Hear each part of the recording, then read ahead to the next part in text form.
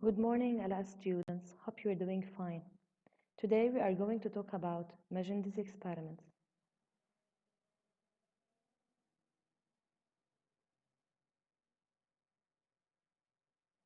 In 1822, in his Journal of Experimental Physiology, Magendy recounted his experiments. For a long time, I wanted to do an experiment in which I cut on an animal the lateral roots of the nerves that arise from the spinal cord. I didn't know what the result of this attempt would be. After making this section, Magendy observed the animal and wrote, I first believed the limb corresponding to the severed nerve completely paralyzed. It was insensitive to the highest stings and pressures.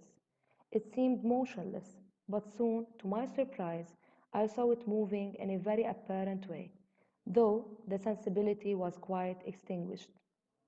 A second, a third experience always gave me the same result. It came naturally to the mind of cutting the anterior roots, leaving intact the posterior. As in previous experiments, I made the section on one side in order to have a term of comparison. We can imagine how surprised I was following the effects of this section.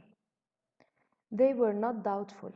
The member was completely immobile and flabby, while he retained an equivocal sensitivity.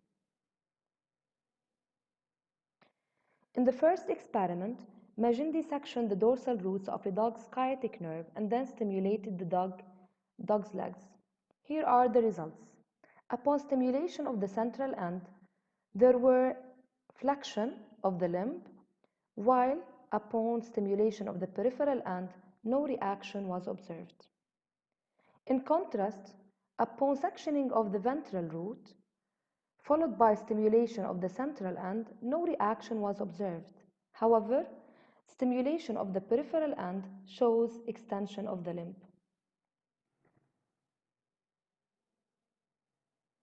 In order to complete the pathway, the path of the nervous message from the periphery to the spinal cord and from the spinal cord to the periphery. By completing the following table, upon sectioning of the dorsal root followed by stimulation of the leg, no reaction was observed. Similarly, when stimulating the peripheral end.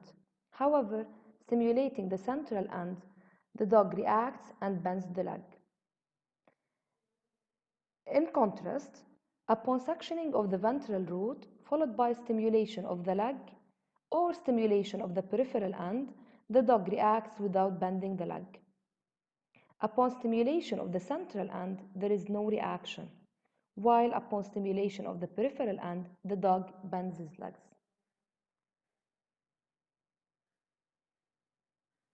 To infer from these experiments the role of the ventral and dorsal roots of the spinal cord, the dorsal root conducts the sensory nervous message from the periphery to the spinal cord or centripetal direction, while the ventral root conducts the motor nervous message from the periphery to the spinal cord. Labeling the diagram below shows that we have sciatic nerve, gray matter, white matter, spinal ganglion, dorsal root, and the ventral root. In order to draw the pathway for this reflex arc, here it is. As you may see in the figure, it is an arc shape from the sciatic nerve and back to the sciatic nerve to the receptor. Finally, thank you for your attention. Have a great day.